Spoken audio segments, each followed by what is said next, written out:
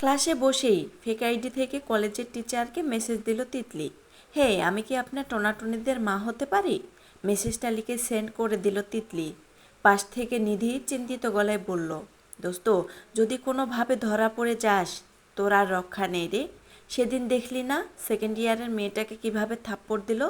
বাব্বা, আমার ভাবলেই গা কাটা দিয়ে আসে। তোর জন্য আমার ভয় হয় রে তিতলি। তিতলি কথাটা হেসে উড়িয়ে দিল যেন। বলল, আরে ধুর, ধরা পড়ব কিভাবে? আর ধরা পড়লেও ও বা কী হবে? যত সব স্যারদের এত অ্যাটিটিউড হলে চলে? যতই হোক, এভাবে যে নাচতে নাচতে মেসেজ দিচ্ছিস, পরে যেন এর জন্য তোকে পস্তাতে না হয়।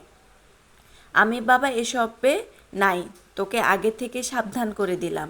আমি ভয় পাই নাকি ওই লোককে? আমি জাস্ট বুঝাতে চাচ্ছি যে টিচারদের এত অ্যাটিটিউড হলে চলে না। তাদের মন হতে হবে মোমের মতো নরম। কথায় কথায় স্টুডেন্টের কর্কশের মতো ধমক দিলে অকালে সামনের দাঁত পড়ে যাবে, ওটাই। তুই আজকে 1 সপ্তাহ ধরে স্যারকে মেসেজ দিচ্ছিস, স্যার তো একটা রিপ্লাইও দিচ্ছে না। আমার তো মনে হয় না আর দিবে, হতাশ গলায় বলল নিধি। তিতলি ও মুখ বেঁকিয়ে বলল, দিলেই কি, আর না দিলেই বা কি? কথাটা শেষ হতে আচমকা তিতলির কোলের উপর থাকা ফোনে টুং করে মেসেজের শব্দ আসলো। তিতলি ফোনের দিকে তাকালো, নিধিও তাকালো। ওরা যা ভাবছে সে কি? ফোনের স্ক্রিনের নামটুকুর পাশে ফারাজ খান লেখা দেখে গা শিউরেই উঠল তিতলির। লাফিয়ে লাফিয়ে বলতে থাকে, নিধির বাচ্চা ফারাজ খান, দেখ তোর কথাটা সত্যি হলো না। লাফালাফি বন্ধ করে কি লিখেছে দেখ তিতলি। আমার তো মনে হয় তোকে লাস্ট ওয়ার্নিং দিয়েছে। মেসেঞ্জারে ঢুকতেই দেখা মিলল সে অনাকাঙ্ক্ষিত মেসেজের। তা আপনি কয়টা বাচ্চা নিতে পারবেন ম্যাডাম? আমার তো আবার কম দিয়ে পোষাবে না। আফটার অল 10-20টা বাচ্চা নেওয়ার কথা ভেবেছি। এতবার আমাকে সামলাতে পারবেন তো? কলেজের টিচার ফারাজ খান নাকি এমন মেসেজ দিয়েছে, ভাবা যায়? তিতলির চোখ বড় বড় করে তাকিয়ে বারবার সে মেসেজ পড়ল। বুঝতে যেন কয়েক মিনিট সময় লেগে গেল। এখনও যেন বিশ্বাস হচ্ছে না। নিধি, এটা কি সত্যি? আমাকে একটা চিমটি কাটতো। আমি স্বপ্ন টপ্ন দেখছি না তো? ওদিকে ক্লাসে স্যার চলে এসেছে। নিধির আপাতত এদিক মনোযোগ নেই। সব স্টুডেন্ট দাঁড়িয়ে সালাম দিল ফারাজ খানকে। আসসালামু আলাইকুম স্যার। ওয়ালাইকুম আসসালাম। ফারাজের চোখ সবার ভিড়ে বসে বসে ফোনে ডুবে থাকা মেয়েটার দিকে গেল। কি বেয়াদব মেয়ে! ক্লাসে স্যার এসেছে, কথায় দাঁড়িয়ে সালাম দিবে তা না, মেয়ে ফোনে ডুবে আছে। ফারাজ বিরক্ত হলো, ভ্রু যুগল কুঁচকে বড় কদম ফেলে সেদিকে এগিয়ে গেল। তিতলির থেকে এক প্রকার ফোনটা ছো মেরে কেড়ে নিল। শাসানে গলায় বলল, ক্লাসে মনোযোগ না দিয়ে ফোনের ভেতরে এভাবে ডুবে থেকে নিশ্চয়ই আপনার জ্ঞান বাড়ছে না মিস তিতলি। হঠাৎ আক্রমণে তিতলি ভড়কে গেল। ক্লাসে সবার দৃষ্টি ওর দিকে। অস্বস্তি ভয়ে তিতলি কাঁপছে। কোনোভাবে যদি দেখে ফেলে মেসেজটির ব্যক্তিটা সে, তাহলে কলেজ থেকে বের করে দিবে না বলা যায়। কাঁদো কাঁদো মুখে নিজের ফোন ফেরত চাইল। স্যার প্লিজ, ভুল হয়ে গেছে আমার। আমি ইচ্ছে করে হাতে নিইনি, বুঝা। Just shut up. ধমকে তিতলি কেঁপে উঠল। তবে তাও অসহায় মুখ করে বলল, মোবাইলটা ফেরত দিন স্যার। ফারাজ মোবাইল দিল না, উল্টো ফোনটা নিজের পকেটে ঢুকিয়ে দিল। চলে যাও। যাওয়ার জন্য পা বাড়িয়ে আবারও পেছনে ফিরে শান্তিস্বরূপ বলল, যতক্ষণ না ক্লাস শেষ হবে এভাবে দাঁড়িয়ে থাকবেন।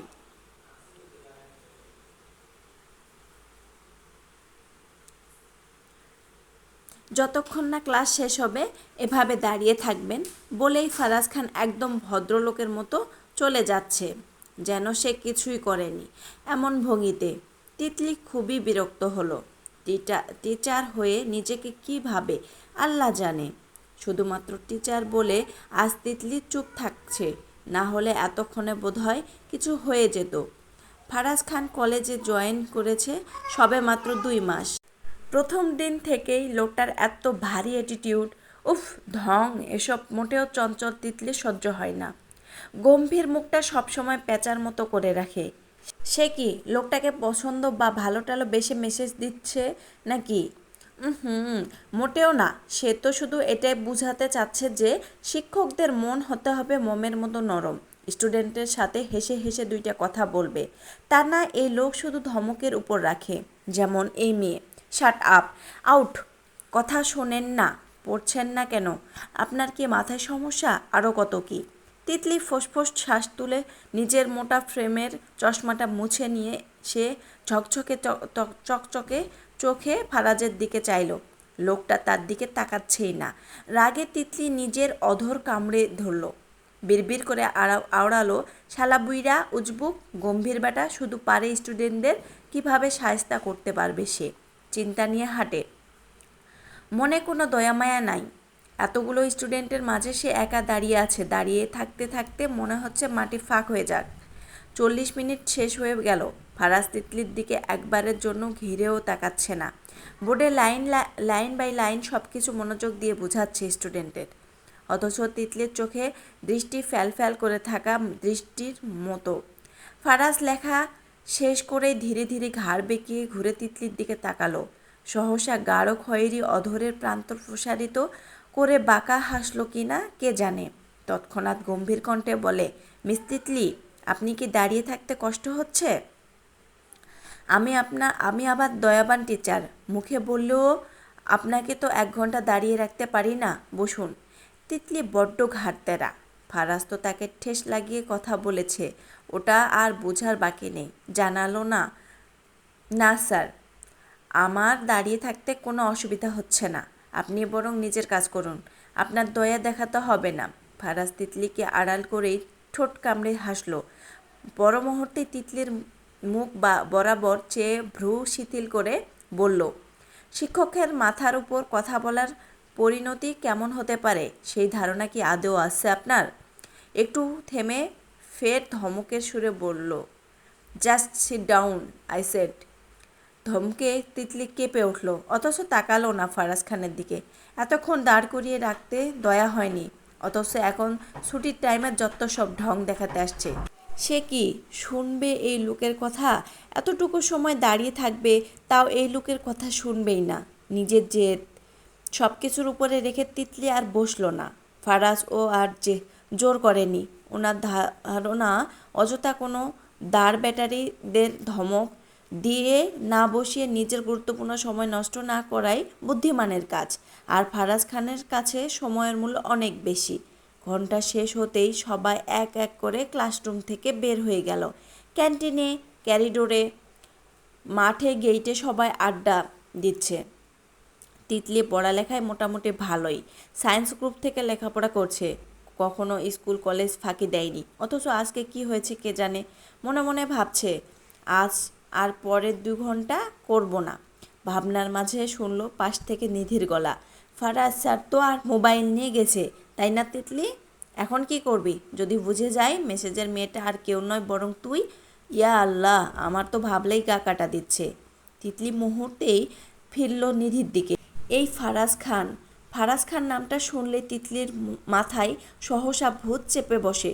আজকে যে তাকে পুরো ক্লাস দাঁড় করিয়ে রেখেছে, সে কি আদৌ ভুলবে কথাটা? কক্ষনো না। খাতায় কলমে রেখে রাখবে, তারপরও তো না। বসতে বলেছে তো, যখন ঘন্টা বসে যাবে তখন। এই 2 কিংবা 3 মিনিট। তিতলি ভ্রু নাচিয়ে বলল, তাতে আমার কি? আমি তো আর প্রেম করার জন্য মেসেজ দিইনি। নিধি অবাকের সাথে চরম অবাক। বলল, তুই জানিস কি কি মেসেজে লিখেছিলি? স্যারকে বলছিস আপনি কি হিজলা? মানে কি কোনো ফিলিংস নেই? একটা সুন্দরী মেয়ে আপনাকে এত সুন্দর সুন্দর অফার দিচ্ছে, এটা আপনার 7 কপালের ভাগ্য। ও মাই গড, এখন বলছিস তাতে তোর কি? দেখ, তুই আমার জানের দোস্ত, তোকে যদি স্যার থাপ্পড় মেরে কলেজ থেকে বের করে দেয় তখন আমার কি হবে? এবার তিতলির মুখে কিছুটা ভয়ের ছাপ দেখা গেল। এই স্যারকে তো সেই ভয় পায় না এমন না, মুখে বললে কি হলো? অন্য স্টুডেন্টদের মতো এত ভয় না ফেলে সে তার বাবা ভাইকে ভীষণ রকমের ভয় পায়। পড়ালেখার প্রতি কোনো রকম টালবাহানা ফাঁকিবাজি তিতলির বাবা তৌসিফ শেখ কিছুতেই বরাবস্ত করেন না। আর লেখাপড়ার বিষয়ে তিতলিও খুবই মনোযোগী ছাত্রী। অন্য সব কিছু উড়ে যাক, তার মেসেজের জন্য যদি ফারাজ খান তাকে কলেজ থেকে বের করে দেয় তাহলে তো বাবাকে মুখ দেখাতে পারবে না। অথচ তিতলি তাও জেদের গলায় বলল, বের করে দিলে দিক, যেই কলেজে এই ফারাজ খান নামক টিচার সেই কলেজে পড়ার ইচ্ছে নেই, মনে হয় দেশে আর কলেজ নেই। এবার স্মৃতি নোট থেকে মুখ তুলল, ওর পড়ার কোনো শেষ নেই, যথেষ্ট বুঝদার মেয়ে, কলেজে আসলেই যেখানে সেখানে বই কিংবা নোট বই নিয়ে ডুবে থাকে। ও বলল, তুই কি ঠিক করেছিস তিতলি? স্যারকে নিয়ে যা তা বল। স্মৃতির কথার ভেতরে তখনই ফের কানে এলো, মিস তিতলি আপনি এদিকে আসুন। তিতলি ফিরে মুখ ঘুরে তাকালো পিছনটায়।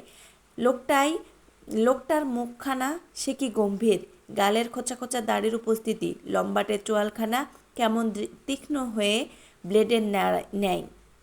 চোখাচোখি হতে তৎক্ষণাৎ ফারাজ খান বলিষ্ঠ দেহ ছেড়ে লম্বা লম্বা কদমে হাঁটছে সামনে। তিতলিরা বাহিরে দাঁড়িয়ে আছে। ও এক পলক নিধি, স্মৃতি, সিয়াম সবার দিকে তাকালো, ফের ফারাজ খানের যাওয়া দেখলো, উঠে দাঁড়ালো। উদ্দেশ্য এখন নিজের মোবাইল ফেরত নেওয়া, তাই এক বাক্যে পেছন পেছন গেল। পেছন পেছন যেতেই খালি জায়গাতে ফারাজ খান থেমে গেল। সামনে ফিরেই প্যান্টের পকেটে দুহাত গুজে গম্ভীর কণ্ঠে বলে উঠলেন, আপনাকে এখন আমার সামনে 10 বার কান ধরে উঠবস করতে হবে মিস তিতলি। অবশ্যই কাজটা আপনাকে সবার সামনে করানো উচিত ছিল, বাট আমি তো ওর পার্সোনাল বিষয়ে অন্য কাউকে ঢুকাই না, বুঝেন তো? তিতলি ভারী চমকালো, ভরকালো মুহূর্তে কিছু না বোঝার মতো করে একটানা বলল, না না না না, নেভার, আমি কিছুতে কান ধরে উঠবস করব না। আর আমার অপরাধটা কি জানতে পারি? আমি কি জানতাম আপনি ক্লাসে এসেছেন? Oh really? যখন চোখ মোবাইলের ভেতরে ডুবে থাকে তখন জানবেনই বা কী করে?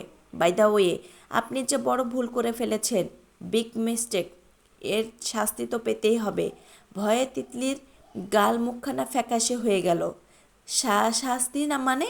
আমার জানা মতো আমি শাস্তি পাওয়ার মতো কোনো কাজ করিনি। অবশ্য আপনি শাস্তি পাওয়ারই যোগ্য মিস তিতলি। তাহলে আর দেরি কিসের? শাস্তিটা দিয়েই দিই। গল্পটা লিখেছেন সুহাসিনী ফাতেমা।